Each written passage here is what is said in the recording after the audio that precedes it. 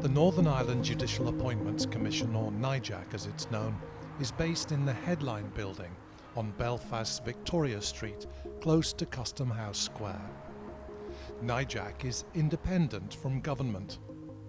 It has a number of statutory functions, but essentially NIJAC's job is to select and recommend people for appointment to judicial office.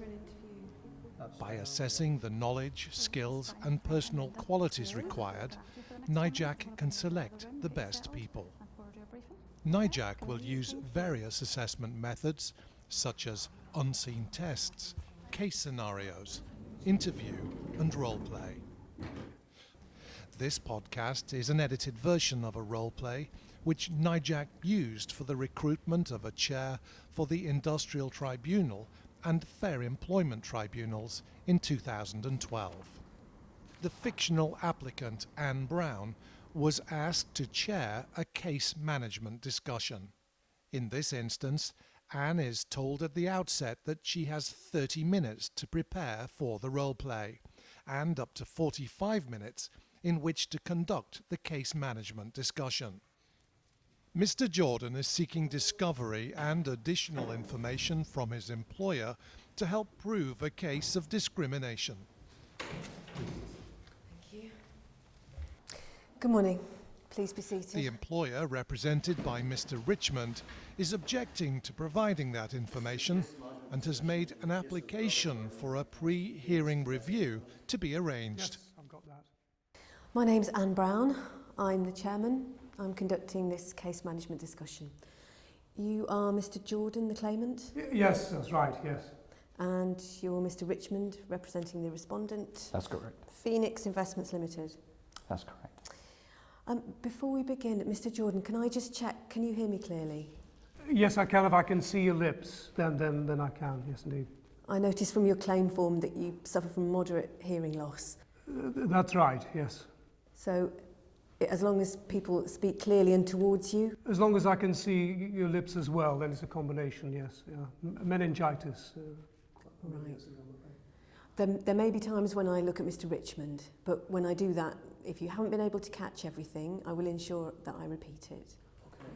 And Mr. Richmond, could I ask that you look towards Mr. Jordan when you're speaking? Of course, yes, no problem, yeah. In relation to your application, Mr. Jordan, I'll give you the opportunity to explain why you need the information that you still seek, and then I'll give Mr. Richmond the opportunity to explain why the respondent believes you shouldn't have that information before I make my decision. The selection committee is looking for and assessing Anne's ability to demonstrate specific knowledge of employment law and rules, her ability to lead, manage and direct the tribunal appropriately, and to identify best points and make appropriate reasoned decisions during the hearing which are succinct and easy to understand.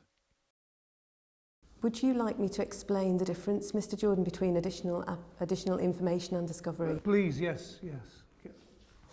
The purpose of additional information is to ensure that each party has reasonable details of the other party's case.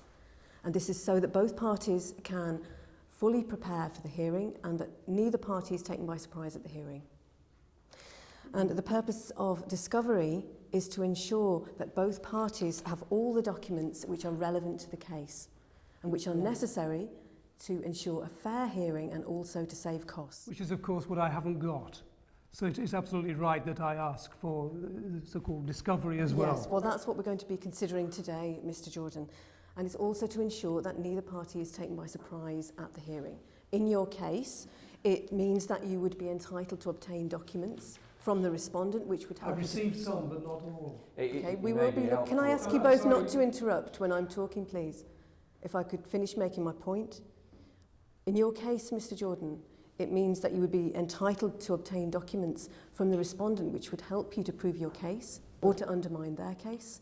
And on the other hand, it would also help you to assess the strength of their case.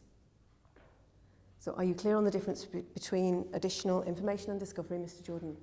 Well, It became yes, clear to yes. Anne that Mr. Jordan didn't understand the differences between direct discrimination, indirect discrimination and victimization. So she explained these clearly to him. Right, firstly then, if I start with direct discrimination, Mr. Jordan. In order to prove direct discrimination in your case, you'd have to establish that by appointing Mr. Byrne rather than you to the acting up position, that your employer treated you less favourably than they did Mr. Byrne on the grounds of religious belief. Yes, I think at this point, I think it would be useful for Mr. Richmond to continue going through your letter of the 16th of October and just explaining which documentation has been provided and which hasn't, to enable me to make my decision. The selection committee is also assessing personal qualities, such as Anne's ability to deal effectively with people from all backgrounds, often in emotionally charged circumstances, and ensure diversity is respected and equality of opportunity is provided for all. Mr. Richmond, I'd like to remind you that you need to speak clearly, keep your head up as much as possible. I appreciate that you need to look down at your notes. Mr. Jordan, please let me know if there's anything you haven't been able to hear. Please let me know and I will ask Mr. Richmond to repeat. Now, can I please ask you not to interrupt? It's important that Mr. Richmond makes his points before I invite you to respond. Because I'm of course, Madam Chair, I'm trusting you to help me. Once the parties have had the chance to make their submissions, Anne considers what they have said in light of the relevant legal principles and delivers her decision clearly. I've heard both your submissions, I've heard what you both had to say, and I'll now make my decision in relation to your application for additional information and discovery, Mr. Jordan.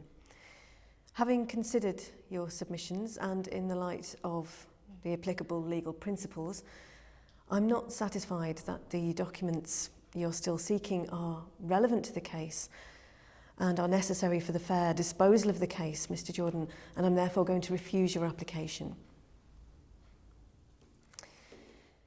Now, I'd like to move on to consider Mr. Richmond's application on behalf of the respondent for a pre-hearing review to be arranged. But first of all, Mr. Jordan, can I explain to you what a strikeout pre-hearing review and a deposit pre-hearing review entail? Anne now deals with the respondent's application for a pre-hearing review.